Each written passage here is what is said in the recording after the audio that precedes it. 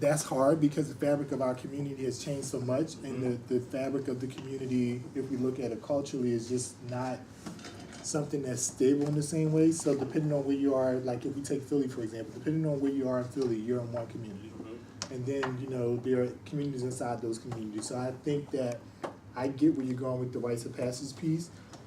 When you brought up the community piece, like I'm shaking my head inside, but I'm also trying to ponder inside, like how do you, in this present day, connect the community, because the community is ever changing, and you never, at least me, I don't think you ever have a sense of the true pulse of the community.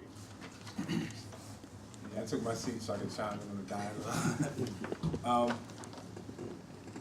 I would say that.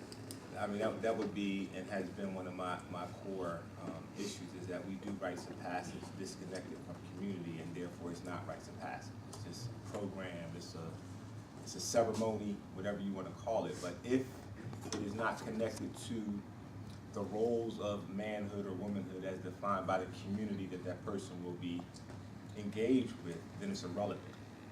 And so we do it as ceremony and pomp and circumstance, but it never is transformative because the community is not there.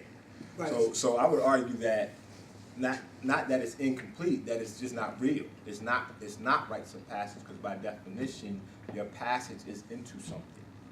And if that something is not the community at the level of boy to man, man to warrior, man to husband, whatever those transition age sets are, then it's irrelevant. I think that that's the core issue that we're struggling with in our reality, is not only do we not have rites of passage, we actually don't have community. Yeah, because I was going to say how I would think about it is in context of African American or black men moving from transitioning on these points, because that's what we're here to talk about, is transition, or develop as transition points. So it's almost like they would have to be trained to a certain extent to understand the community they're going to transform it. Because for me, community is whatever it is at that point in place in time.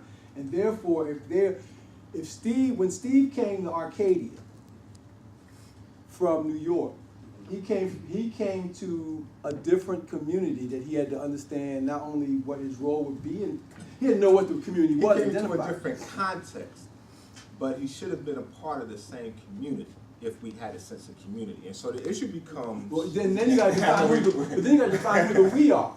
And that's where I wanted to jump. That's why I wanted to have that developing community, because we see how the dialogue kind of shifted once we got, of course, to understanding.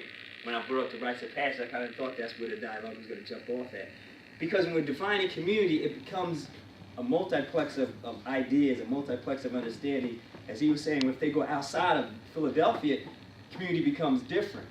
And as Eric was saying, then if rites of passage doesn't have community, it becomes disconnected or incomplete. And as Tom was saying, there's all those understandings of rites of passage and community, but if we don't put them together, then it doesn't give the thrust of the movement that we're looking for. At least what I'm looking for us to push for is in our strategies.